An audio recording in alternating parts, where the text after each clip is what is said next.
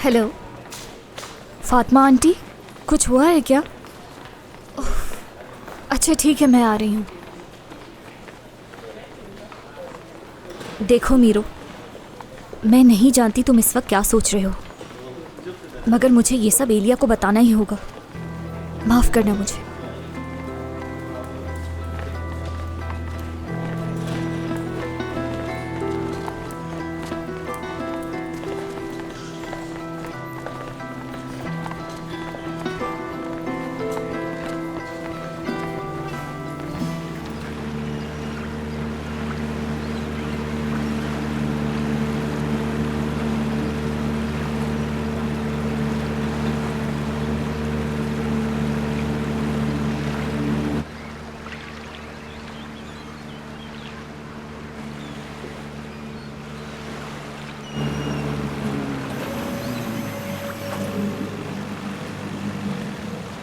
खुश आमदीद भाई। शुक्रिया बेटा। आप जाएं, मैं देख लेता हूँ।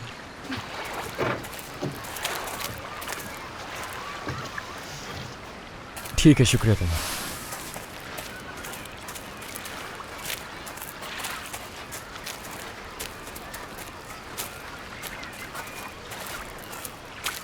असगर, तुम कर्ज की वजह से ये सब करने पर मजबूर हुए ना? यही वजह है ना? नहीं, मैं किसी वजह से मजबूर नहीं हूँ, बस मैं किसी का मकरूज नहीं रहना चाहता, खास तौर पर हारून भाई का। ये कैसी बात कर रहे हो? हारून भाई तो बहुत अच्छे हैं, वो तो तुम पर दबाव भी नहीं डालते कर्ज वापस करने के लिए। जानता हूँ वो एक अच्छे इंसान है। मेरे बाबा ऐसा नहीं चाहते थे कि हम किसी के मकरूज रहें। मैं उनकी बात पूरी करने की कोशिश कर रहा हूँ। तुम्हारे बाबा ऐसा क्यों कहते थे? मुझे नहीं मालूम। खैर, मैं किसी न किसी तरह इस मसले का हल निकालूंगा। अगर तुम कहते हो तो ठीक है, मैं इसमें नहीं पड़ती। नहीं, मैं ये नहीं चाहता कि मेरी वजह से परेशान हो। ये फैसला तुम मुझ पर छोड़ दो। शुक्रिया तुम्हारा। शुक्रिया तुम्हारा कि तुमने मुझे सच बताया।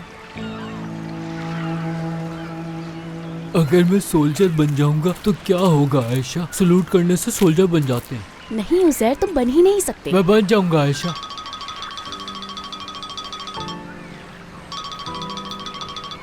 हेलो, यकीनन तुम बहुत पुरजोश होगी कि कल रिजल्ट आने वाला है और तुमसे सब्र नहीं हो रहा। ओहो, तो क्या रिजल्ट कल आने वाला है? मतलब ये बात तो मेरे जहन से निकल ही गई थी। क्या वाकई तुम सच में भूल गई? हाँ ना। अच्छा बताओ, कहाँ हो तुम? मुझे तुमसे बात करनी है। अभी सेलिंग क्लब पहुंची हूँ मैं। किस बारे में बात करनी है? फोन पर नहीं बता सकती मैं। वहाँ से फारिग होकर फातिमा आंटी के रेस्टोरेंट आ जाओ। मीरो के बारे में बात करनी है। मीरो के बारे में?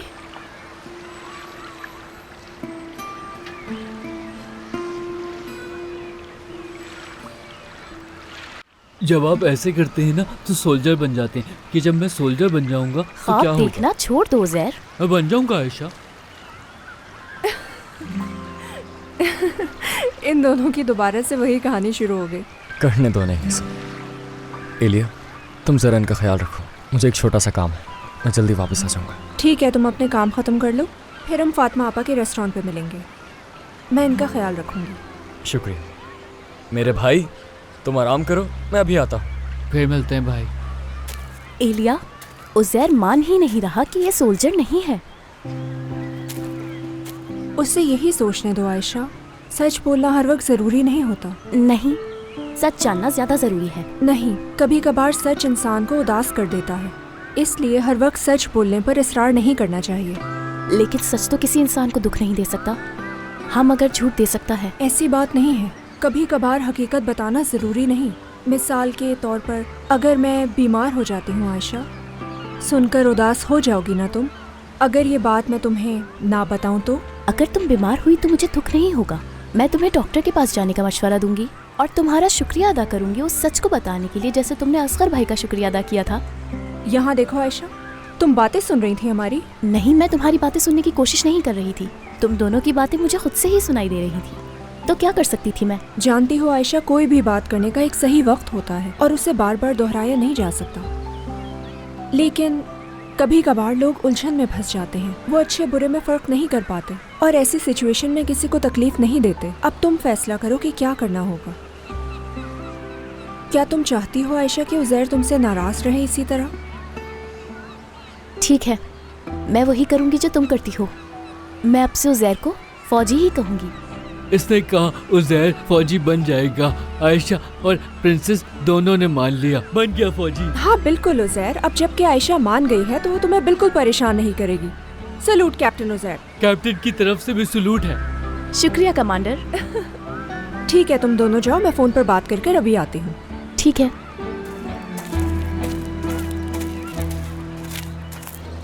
अभी तक मैं यहीं पर हूँ और तैयारियां मुकम्मल नहीं हुई।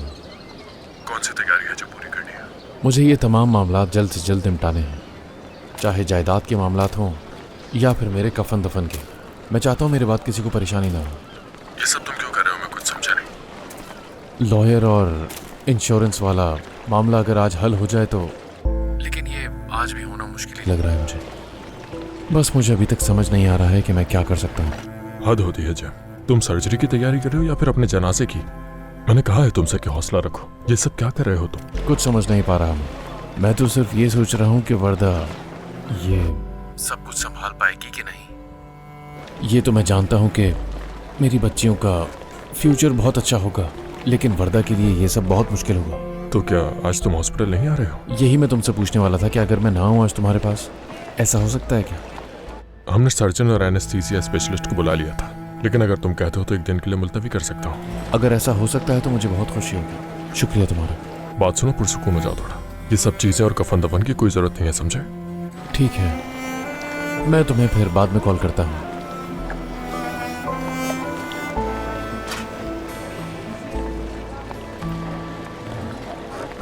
माफ करना, मुझे थोड़ा वक्त लग गया। कोई बात नहीं। इस दौरान मैंने अकाउंट ट्रांसफ़र की डिटेल्स देख ली हैं, और हाँ, इसे पढ़ भी लें ताकि कुछ चेंज ना करना हो। देखिए इसे। मेरी बेटी की कॉल आ रही है और ये कॉल तो मुझे लेनी होगी। नहीं नहीं, प्लीज़ आप यहीं बैठे रहिए, मैं भी 1-2 कॉल्स कर लूँ। ठीक है, शुक्रिया आपका, बहुत बहुत शुक्रिया। हेलो, मैं चाहे जितना भी मसरूफ़ हूँ तुम्हारी कॉल लाजमी उठाता हूँ। याद आ रही थी तुम्हारी। क्या बात है बाबा, आप तो अभी से अपनी बेटी को याद करने लगे। कसम से तुम्हें ही याद कर रहा था मैं। क्या मतलब आपका? अच्छा बेटा, मैं इस्तांबुल आया हुआ था। यहाँ काम के सिलसिले में आया हूँ तो 15 दिन तक रह सकता हूँ यहाँ पे। क्या बाबा, कल तो रिजल्ट है हमारा, आप यहाँ नहीं होंगे, मुझे अकेले जाना पड़ेगा। परेशान मत हो बेटा, बज़ाहिर मैं तुम्हारे साथ नहीं होऊंगा, लेकिन तुम ये बात जानती हो कि मैं तुम्हारे हमेशा साथ हूँ, तो इतने बड़े दिन पर मैं तुम्हें अकेला कैसे छोड़ सकता हूँ? अच्छा ठीक है, समझ गई हूँ। बाबा, मुझे आपसे एक ज़रूरी बात पूछनी थी। हाँ पूछो बेटा। बात यह है कि बाबा, आप असगर के लिए कोई काम ढूंढ सकते हैं। क्या असगर ने काम छोड़ दिया अपना? नहीं नहीं, ऐसी बात नहीं है। मतलब कोई पार्ट टाइम जॉब। माली मुश्किलात से गुजर रहा है वो। हारून भाई ने उसकी बोर्ड का कर्ज दे दिया है, इसीलिए उनका एहसानमंद नहीं रहना चाहता वो।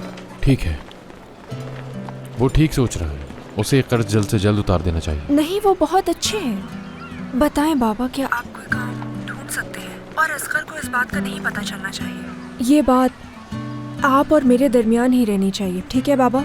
मैं नहीं चाहती वो परेशान हो। ठीक है, मैं देखता हूँ कि क्या हो सकता है बेटा। आप बहुत अच्छे हैं बाबा, कभी आपने मना नहीं किया। आपके बगैर मैं क्या करती? मुझे तुम पर बहुत फख्र है बेटा, और तुम जानती हो कि तुम मेरे बगैर भी सब कुछ कर सकती हो। आखिर को मैं आपकी ही बेटी हूँ। अच्छा ठीक है, कल रिजल्ट के बाद मैं आपको कॉल करूँगी ज़रूर। ख्याल रखिएगा अपना। बहुत मिस कर रही हूँ मैं बाबा आपको। खुदा हाफिज़, ख्याल रखना।